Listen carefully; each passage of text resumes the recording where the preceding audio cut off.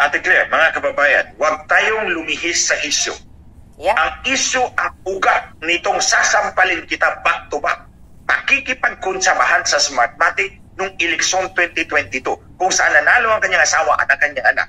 At ang ebidensya ng Team Trio, minanipula yung resulta na yan.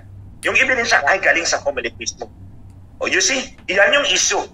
Huwag niyo tingnan yung sampalin kita back to back. Go down deeper. Saan ba nang galing yung, ano bang hugot niyan? Saan ba galing yan? O, ano ba pinaghuhugutan ng galit ni Glenn Chong sa kanila? Yeah. O. Kaya nga eh. So siguro naliwanagan na si Garin.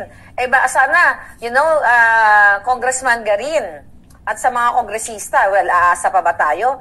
Eh sabi mo, Garin, ililay daw namin ang mga problema na, ang kritisismo o yung mga hinaing ng taong bayan. Eh ayaw nga kaming dinggin. Siguro naman, right now, pwede kami manawagan. Baka gusto nyo kaladkarin si Glenn Chong sa Kongreso. At na mailay daw namin, itong pinag-uusapan, di ba? Kasi si Pastor Kibuloy, good point. Ikaw ang kaladkarin. Good point. Okay, good point. Mga kababayan, hahanapin ko yung affidavit ko kasi naligpit ko na yun eh. Hahanapin ko yung affidavit ko, ipapadala ko sa opisina ni Congresswoman Janet Garin with a request for investigation. Sige, kasi yun ang hiningi mo eh. Yung i-quote kita, sabi mo, ilalatag ng maayos ang complaint laban sa gobyerno, laban kay Kuting, laban kay Ahas. O sige, papadala ko sa iyo ang affidavit ko kung saan ang dinitalye ko yung meeting nila Marcos at Smartmatic. And then, imbestigahan nyo. Ako, ready akong sumagot sa inyo. Ready akong humarap sa inyo. O sige, deal. Kasi yun ang sinabi mo eh. Bibigyan natin sila ng isang linggo para sagutin. 1 week, tama ba? O safe na ba yun? Bigay natin taning kay Garin. At kulitin natin siya. Pwede kong ipa personal service doon sa kanya. Personal service. Sige, mabuti to. Maganda to. Harapin natin yung publiko. Imbestigahan natin to. O sige. At least siguro maganda yung nangyari na nagsalta ka ng figurative expression dun sa rally. Baka ito na yung magiging daan para marinig tayo. O yan, Garin, alam ko naman na sumisip-sip-sip siya sa kay Lisa Smugs dahil may kaso nga siya. So ang sabi niya, kung meron daw kritisismo sa gobyerno, pwedeng i-lay down. Pero kung ang mga usapan parang sampalan, it brings down the dignity of women. So ginamit na naman niya. So sabi niya, whether it's the first lady or not, babae yun eh. So medyo hindi lang talaga magandang tignan sa publiko. Doon muna tayo sa unang paragraph. Ano ang masasabi mo na bad example? Kasama na ako doon. Isama ko na yung sarili ko kasi mas malupit ako magsalita eh. Bakit bad example si Glenn Chong at si Maharlika? Sige nga. Unang-una, Ate Claire, mga kababayan, let's put this in the proper context. Okay. Si Congresswoman Janet Garin, kasabay ko siyang naging congressman in 2007 until 2010. Magkasabay kami. Actually, magkaibigan kami because he was representing Leyte at that time. 5th District yata yun eh. Kasi ano yan siya eh. He's from the Piloso Pitilla clan.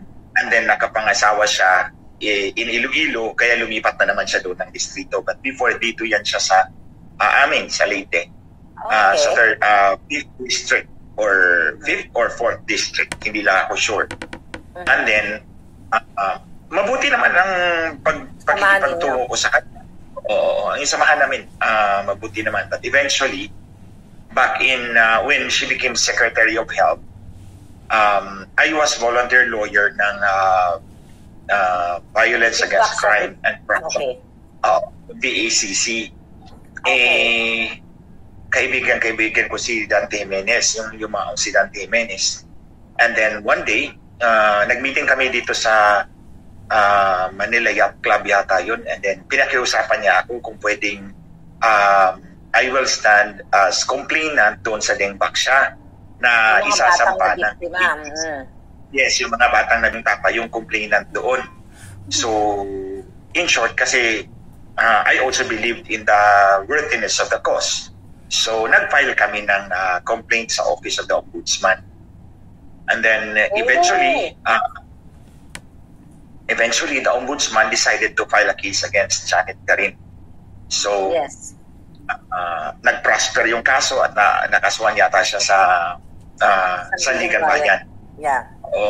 So, but after actually ako nag-file, nakiusap si Janet Garin sa akin na i-withdraw ang kaso. Dito kami nag-meeting sa Sofitel. Nakiusap siya na i-withdraw. So, pero sabi ko sa kanya, kung paniniligan ko na yan kasi na-i-file na yan, ayokong i-withdraw yan because nakataya yung pangalan. Kaya naman pala. Pero sabi ko sa kanya, I will not go so far as ididiin kita. So, na-file na natin yung sa ombudsman, let it be.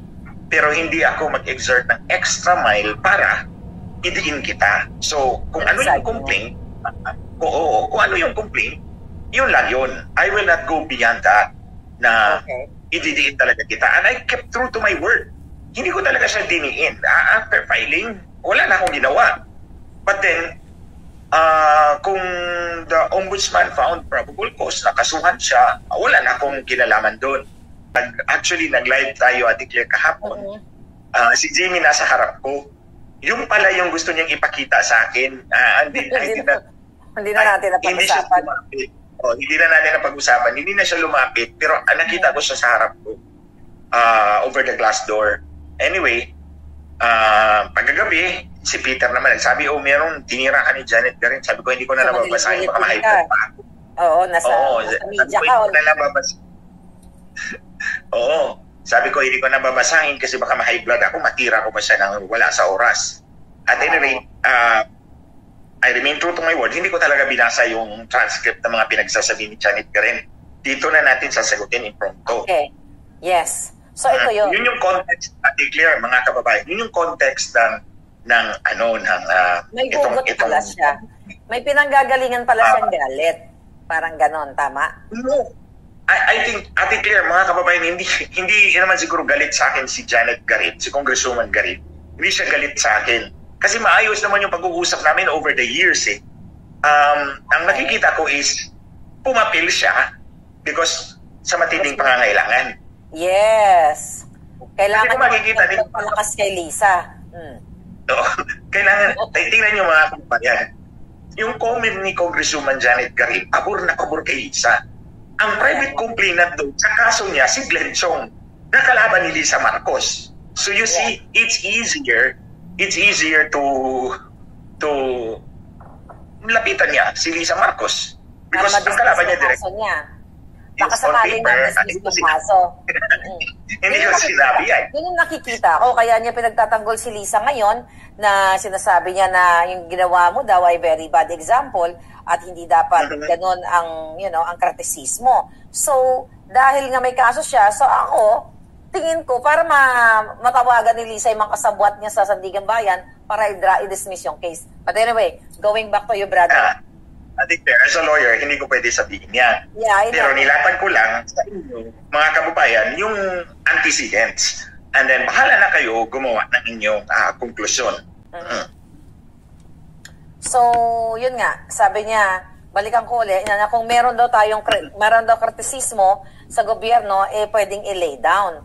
Ni-lay down na nga natin. 'Di ba? Yung tungkol sa pakikipag-usap ni Lisa sa Smartmatic, ni isa sa kanila walang sumagot. 'Di ba? Ate Claire, you are right, mga kababayan. Kung yun lang ang gusto ni Congresswoman Garin, I will forgive her for her utter ignorance. I will forgive her for her utter ignorance. Kasi, yung paratang ko kay Lisa Marcos, guess na kanil Hubert Guevara at Ivan Uy, nasa affidavit yan. Yes. It's a 15-page affidavit. Nasa wall ko yan sa aking Facebook account. Nakapin yung post. You can download it and you can read it for yourself para maniwanagan kayo. I tried my best to use plain English language kasi alam ko yung audience ko is hindi naman ako pwedeng magtagalog doon kasi nahihirapan ako magtagalog. It's easier for me to speak in English than to really these facts in Tagalog, which is not my mother tongue kasi Bisaya naman ako. So I hope you can understand that because I wrote this as plainly as I can and as detailed as I can. Although meron ako mga facts na tinago, just in case, tulad ng meeting ni Lisa Marcos kay Cesar Flores. Tinago ko yun.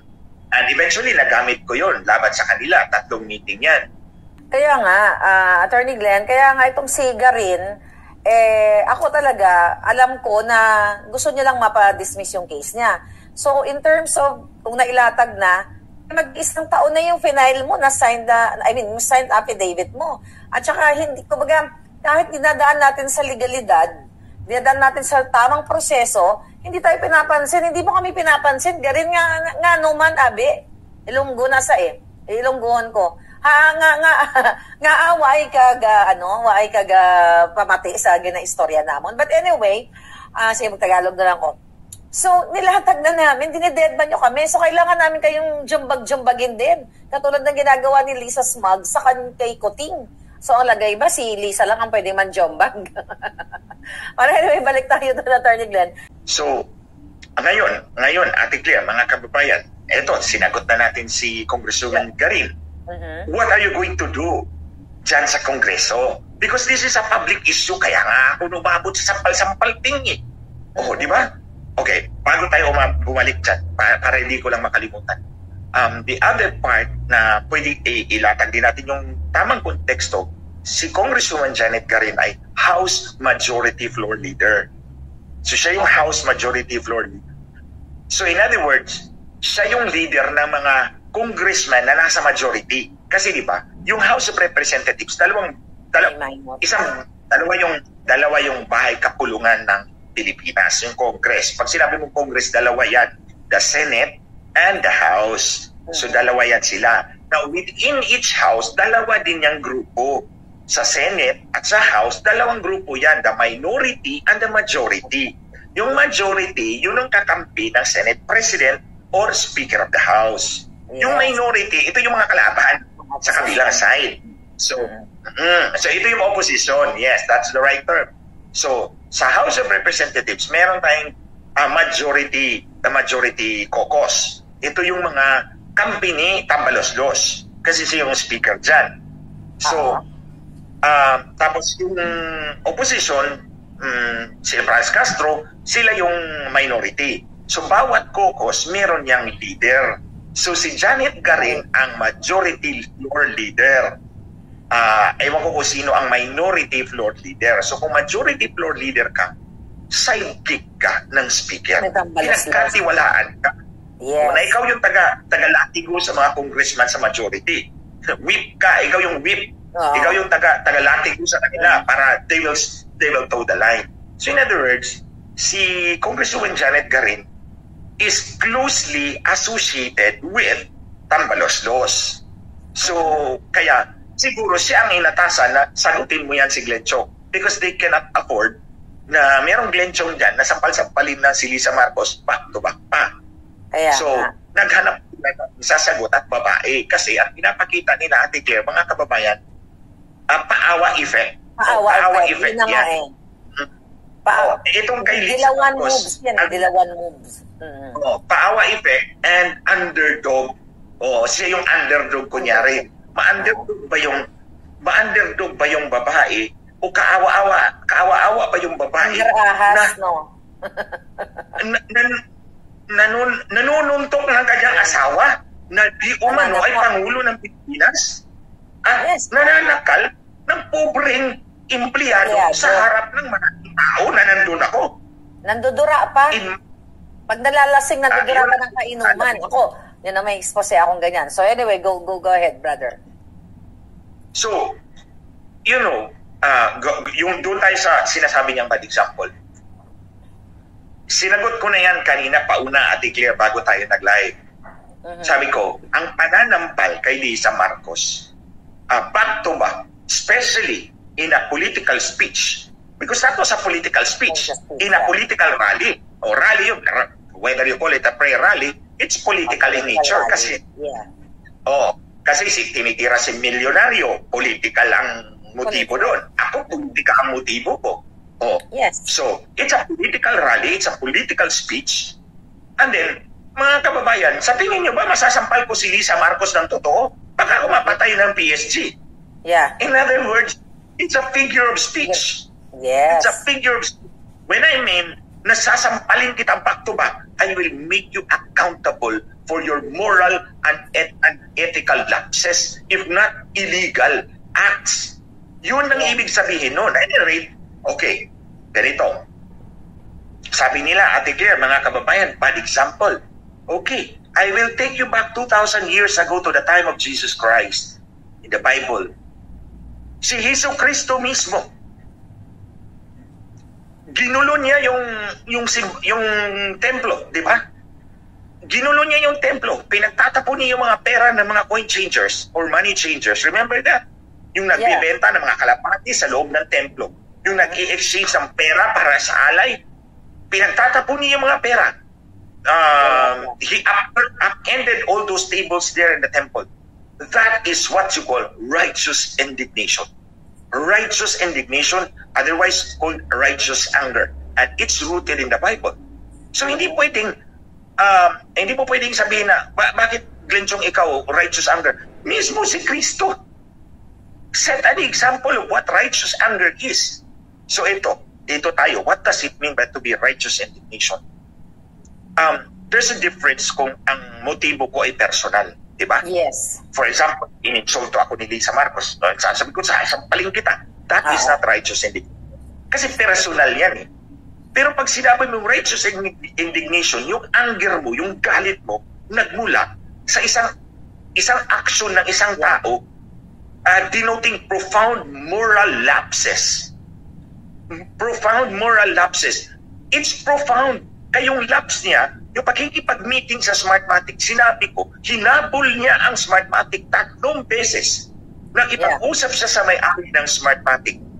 And then, nanalo ang kanyang anak, nanalo ang kanyang asawa, and then tingnan mo yung ebidensya nila General Rio, yung TN Rio.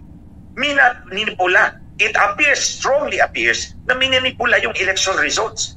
So, nagtugma yung pag-aamin ni Lisa Marcos sa akin at yung extraneous evidence mula sa Commission on Elections. Yes. So, tapos ito na, that's the basis of my righteous anger. Kasi pinipilit nila ako na i-sideline. O i-sideline para hindi lumabas. O di ba? Para hindi lumabas. Nililimit nila ako sa social media. Hindi minimension yung issue ko sa kanya sa mainstream. Kasi bayad niya. No. Tapos, kinakasuhan niya ako sa IBP every time mag-speech ako. Kasi sabi ko, di ba? Pangalawa na yun eh. O, pag-speech ko sa Davao, kinasuhan ako. Pag-speech ko sa Cebu, kinasuhan ako. O, so, it's a naked attempt. It's a brazen attempt to stop me from talking. This is a public issue. Kaya nga, this is righteous indignation. So, that's the context na sinabi ko yun. Hindi pambabastos yan. That's a righteous indignation. And there's no better example than Jesus Christ himself. Yeah. So, actually, pinick up ng mainstream media yung pagtatanggol ni Garin kay Lisa Ahas.